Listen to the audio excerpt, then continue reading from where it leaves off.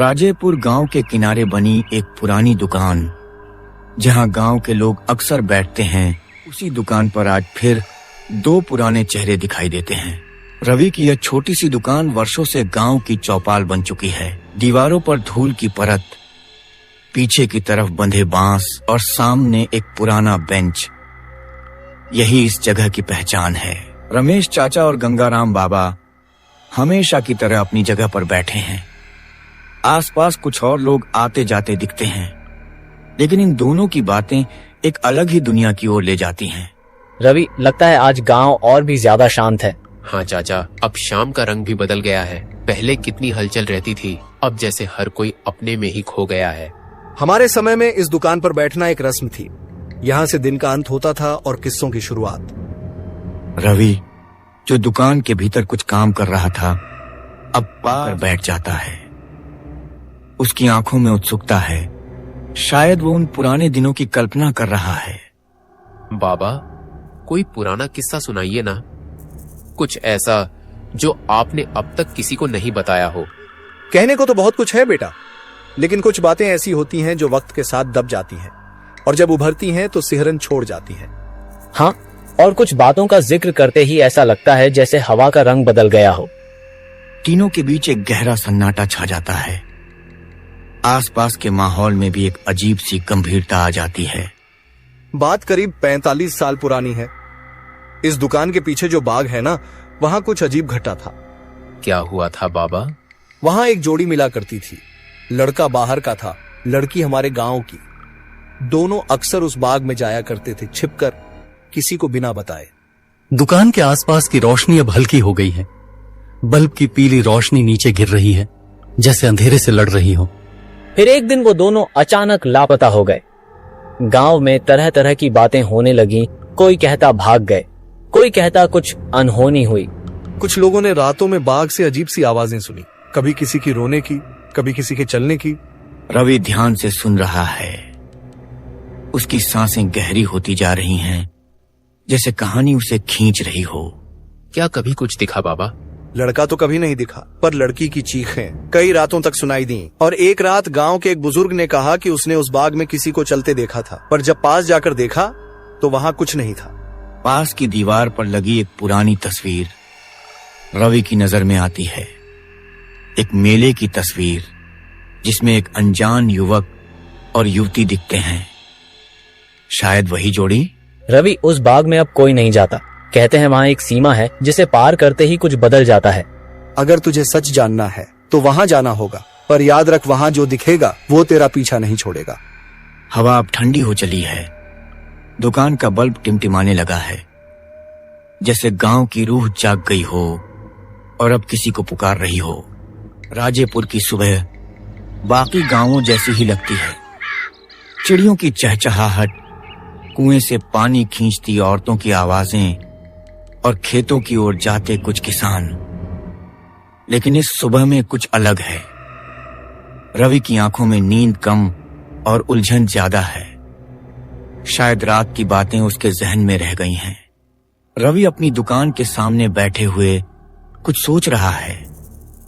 लोग आते जाते हैं, लेकिन वो ध्यान नहीं देता। उसकी आंखें सामने उस सुनसान बाग के रास्ते की ओर टिक गई हैं। वही बाग जहां का जिक्र गंगाराम बाबा ने किया था। क्या वाकई ऐसा कुछ हुआ था, या ये सब गांव के बुजुर्गों की बनाई गई कहानी है? तभी रमेश चाचा दुकान के पास आते हैं। उनका चेहरा हमेशा की तरह शांत है, लेकिन आंखों में आज कुछ गहराई दिखती है। रवि उन्हें देखकर धीरे से मुस्कुराता है। आज बहुत चुप हो बेटा, सब ठीक? चाचा, वो बाग की बात जो आपने और बाबा ने कल कही थी, क्या वो सब सच था?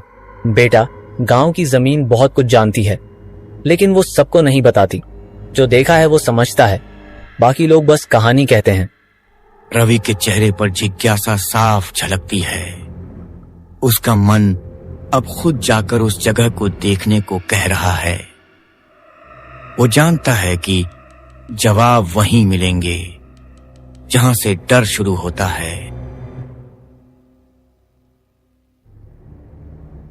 शाम होते होते रवि अकेले ही दुकान बंद करता है।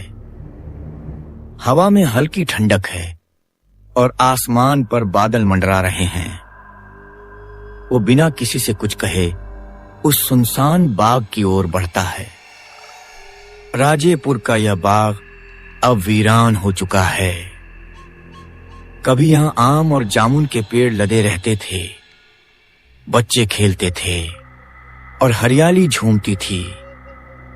अब वहां सिर्फ सूखे पेड़, झाड़ियों के बीच की पगडंडियां और अजीब सी खामोशी बची है। रवि बाग के किनारे पहुंचता है। वहां लगा टूटा हुआ लकड़ी का गेट अब भी झुका हुआ है। वो चारों ओर नजर घुमाता है, कोई नहीं, सिर्फ पत्तों की आवाज और हल्की सी सीटी जैसी हवा। यही जगह है जहां वो दोनों मिला करते थे। वो एक पेड़ के पास जाता है जहां जमीन थोड़ी नीची है, जैसे कोई गड्ढा सालों पहले खोदा गया हो और फिर मिट्टी से भर दिया गया हो। वहां पास में एक टूटा हुआ कांच का टुकड़ा जमीन से आधा बाहर निकला हुआ है। रवि उसे छूने की कोशिश नहीं करता, याद है उसे किसी चीज को हाथ में नहीं लेना है। वो झुककर बस ध्यान से देखता है। उस कांच के टुकड़े में जैसे कुछ हल्की सी परछाई झलकती है। ये क्या है? अचानक उसे पीछे किसी के चलने की आवाज आती है। वो तुरंत पलटता है, लेकिन वहां कोई नहीं। एक पल को सब कुछ थम जाता है। वो फिर से सुनता है हल्के कदमों की आवाज, धीरे धीरे, जैसे कोई नंगे पैर सूखी पत्तियों पर चल रहा हो। कौन है वहां? कोई जवाब नहीं आता। सिर्फ एक ठंडी हवा का झोंका रवि के कानों के पास से गुजरता है और उस हवा में एक अजीब सी गंध है, जैसे पुराने कपड़ों या मिट्टी में गड़ी किसी चीज की। रवि पीछे हटता है, लेकिन तभी वो पेड़ जिसकी छांव में वो खड़ा था अचानक हिलने लगता है, जबकि बाकी पेड़ शांत हैं। रवि कुछ पल खड़ा रहकर उस पेड़ को देखता है। नजर ऊपर जाती है। एक शाख पर कुछ झूलता हुआ सा दिखता है, जैसे कोई कपड़ा। वो ध्यान से देखने की कोशिश करता है। वो एक पुराना दुपट्टा है जो हवा में लहराता हुआ फंसा है और जिस पर लाल रंग के धब्बे हैं। पर रवि जानता है ये सब सिर्फ सुराग हैं, सच इससे कहीं गहरा है। वो वापस मुड़ने ही वाला होता है कि एक आवाज आती है बिल्कुल पीछे से, एक लड़की की धीमी टूटी सी आवाज। रवि का पूरा शरीर सिहर जाता है। उसने किसी को अपना नाम लेते सुना, लेकिन वहां कोई नहीं था। अब बाग पूरी तरह से खामोश है, लेकिन हवा का बहाव बदल चुका है और रवि को पता है कुछ तो जाग गया है। राजेपुर में दोपहर ढलने लगी है।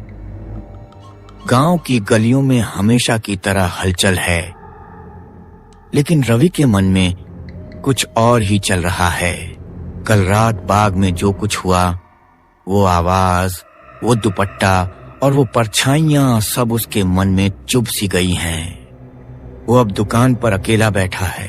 आने जाने वालों को देखकर मुस्कुरा तो देता है, लेकिन ध्यान कहीं और ही है।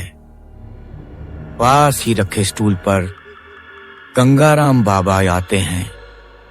उनका चेहरा थका हुआ है, लेकिन आंखें वही गहराई लिए हुए। रात को बाग गए थे? आपको कैसे पता चला? जिसने उस बाग की पुकार सुन ली हो, उसकी आंखें बदल जाती हैं, और तुम्हारी आंखें अब पहले जैसी नहीं रही। रवि अब कुछ छुपा नहीं सकता। उसकी सांसें तेज हैं, जैसे वो कोई बोझ उठाए हो। बाबा, वहां सच में कुछ है। किसी ने मेरा नाम लिया। मैंने कुछ महसूस किया, जैसे कोई मुझे देख रहा हो। बाबा चुप रहते हैं। हवा का बहाव थोड़ा तेज हो गया है। कुछ पत्ते दुकान के सामने उड़कर आ जाते हैं और वहां एक पल रुक जाते हैं, जैसे सुनने आए हूं। वो लड़की जिसके बारे में तुमने सुना, उसका नाम सुहानी था, और वो नाम अब भी बाग में गूंजता है। क्या वो मर गई थी? कोई कभी नहीं कह पाया कि वो मरी या कहीं चली गई, लेकिन उसकी मौजूदगी वहां आज भी है। वो अब किसी से कुछ कहना चाहती है। रवि की आंखें फैल जाती हैं। अब वो केवल डर में नहीं है, वो जानना चाहता है कि सुहानी क्या कहना चाहती है और क्यों उसे पुकार रही है। बाबा, क्या आपको लगता है कि वो मुझसे कुछ चाहती है? हो सकता है, पर अगर तू उस रास्ते पर गया तो वापस लौटना आसान नहीं होगा। इसी बीच रमेश चाचा भी वहां पहुंचते हैं। उनकी चाल थोड़ी तेज है, चेहरा गंभीर।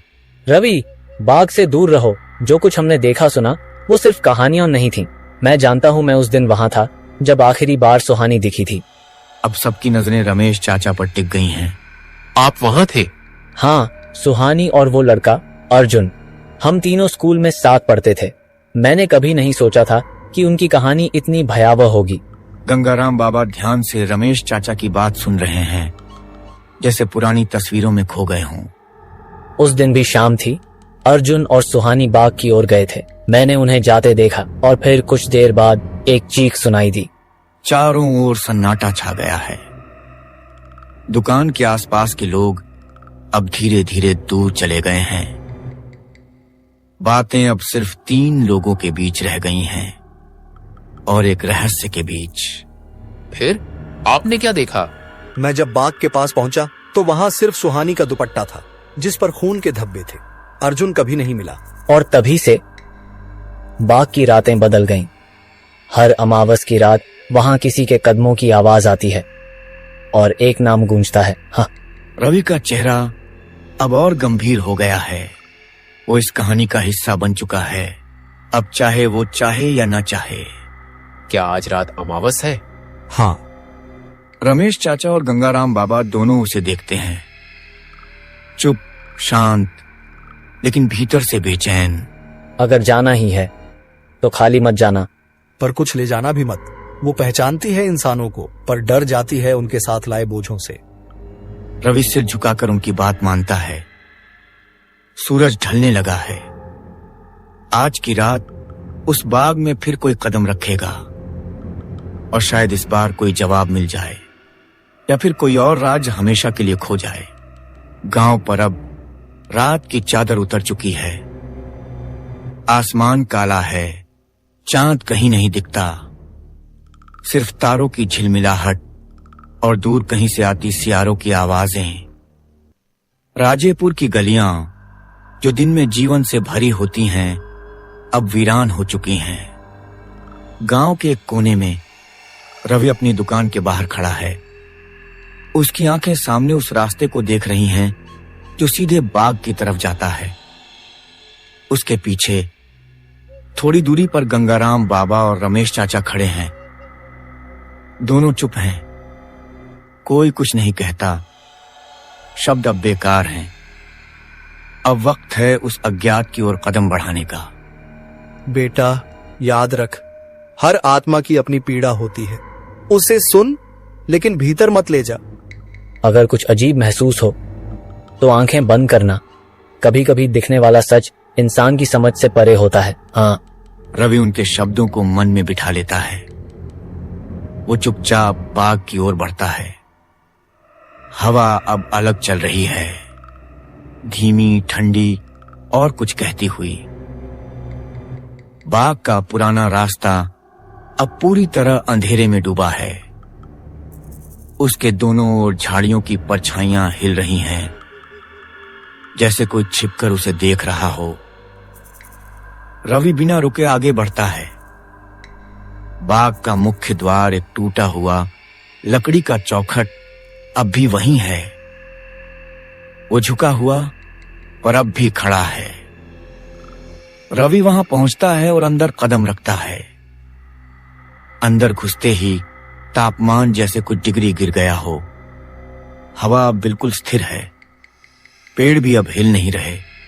सब कुछ जैसे रुका हुआ है। एक और दुनिया में रवि आगे बढ़ता है। वो उसी जगह पहुंचता है जहां पिछली बार दुपट्टा टहनी में अटका था। आज वहां कुछ नहीं है, लेकिन जमीन पर कुछ गीला सा है, जैसे किसी ने अभी अभी वहां से हटाया हो कुछ। वो नीचे देखता है और तभी उसी तरह की धीमी टूटी सी आवाज जैसे किसी ने कई सालों से कोई नाम नहीं पुकारा हो। रवि की सांसें थम जाती हैं। उसकी रीढ़ की हड्डी में एक सिहरन दौड़ जाती है। कौन हो तुम?